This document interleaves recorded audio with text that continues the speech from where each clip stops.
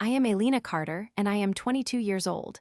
I live in a small town called Westfield.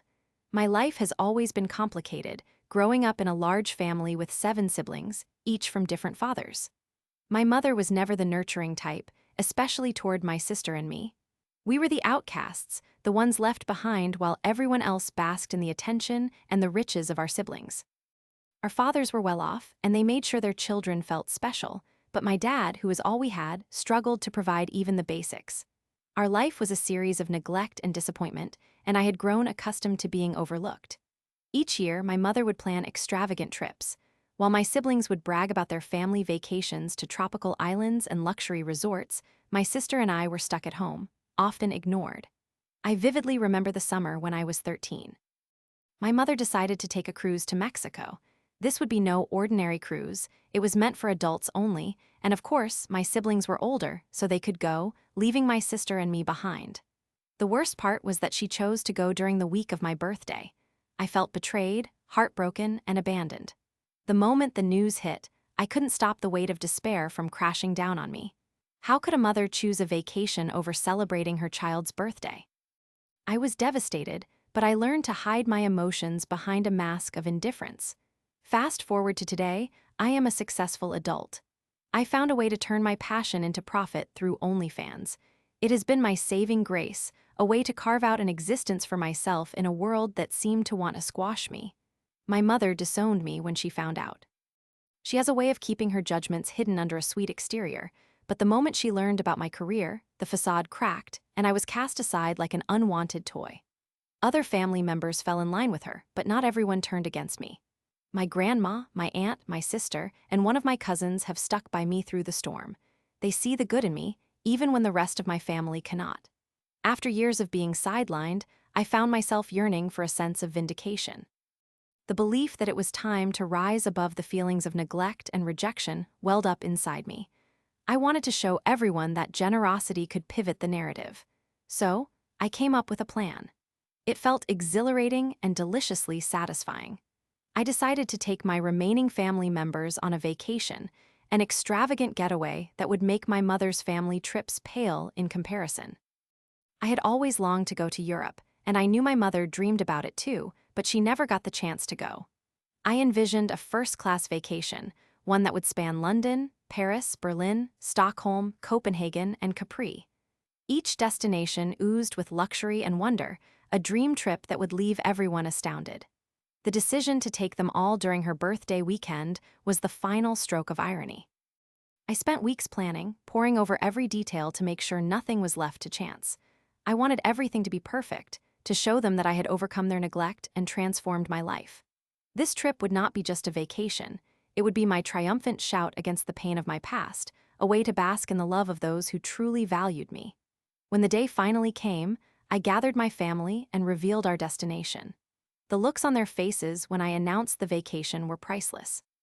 My sister squealed in joy, while my cousin's mouth dropped open in disbelief. They could hardly comprehend the kind of trip I had planned for us. I remember my grandma's tears of happiness and the way she hugged me, thanking me for considering them. As we boarded the plane, I could not hold back a sense of glee. Every luxurious amenity, every fancy meal was a symbol of my victory. I had turned the tables on a life that had tried to break me. While we flew over the clouds, I recalled the past, the years of loneliness, and then how I had risen from the ashes to build my own empire. The trip itself was a whirlwind of excitement and heartwarming moments. London dazzled us with its historic charm, while Paris whispered romance and magic. Berlin brought us closer as we explored its vibrant art and culture, and the air in Stockholm felt electric, filled with laughter and adventure. In each city, I made sure to capture memories. We dined in beautiful restaurants and even took silly photos together in front of iconic landmarks. My heart swelled with happiness watching my family smile, their joy touching a part of me that had long been vacant. The trip came with its own enjoyable chaos and unexpected twists. We accidentally boarded the wrong train in Paris, leading to a detour full of laughter. Each misadventure became a cherished memory.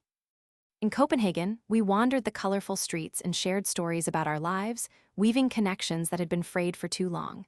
I even treated them to a boat tour around the city, ensuring we saw all the beautiful sights. As we neared the end of our journey, an unexpected encounter happened. We stumbled upon a quaint little cafe in a picturesque alleyway in Capri, where a local artist was displaying his work. To my astonishment, my mother walked in, accompanied by a group of friends. She had been living her own life and had followed her whims, but there she was, standing right in front of us. I could feel her eyes widen in disbelief as she recognized me and my family. My heart raced, and I braced myself for confrontation. In that moment, everything I dreamed about my revenge was about to unfold. I took a deep breath and approached her. I could feel my sister hang back unsure, but I wanted to face this moment head-on. "Happy birthday, Mom," I said, my voice steady. There was a pause where her eyes darted between my happy family and me. She gained her composure and attempted to dismiss me. "What are you doing here, Elena?" I smiled, maintaining my poise. "I am celebrating life and the family that does love me, unlike you and your choices." Her friends looked bewildered, exchanging glances, unsure of how to react. For a heartbeat, I feared I had unleashed a storm. But instead of being angry, I felt a wave of liberation wash over me. I had expressed everything that had simmered for years. The atmosphere was thick with unspoken words. My mother forced a smile, but it felt hollow as she tried to redirect the conversation toward her own interests. I could see her desperately trying to reclaim a sense of authority, but failing miserably. Instead of feeling vindicated, I realized how pitiful she seemed. In that moment, I felt no need to retaliate further. What once ignited rage in me now evoked pity. My victory lay not in spite nor revenge, but in the harmony I had built with my family. I waved at her friends, who looked genuinely impressed by our adventure, clearly seeing the contrast between my life and hers. As we walked out of the cafe, I felt a deep sense of fulfillment.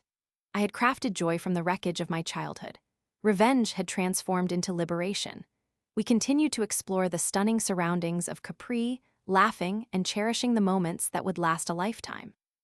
In the end, the trip altered my perspective permanently. I returned to Westfield with a full heart and a grand treasure of memories. I had restored the parts of me that my mother and others tried to tarnish. I was no longer a shadow cast aside. I was bold, brave, and most importantly, loved. Looking back, I realized that my childhood pain had fueled my ambitions, helping me build a life I cherished. My mother's actions led me to create a new legacy, one that revolved around appreciation and gratitude for those who truly mattered. I had taken the leap into a new chapter, with my family woven tightly around me, and I knew that whatever the future held, I would face it head-on, more vibrant than ever.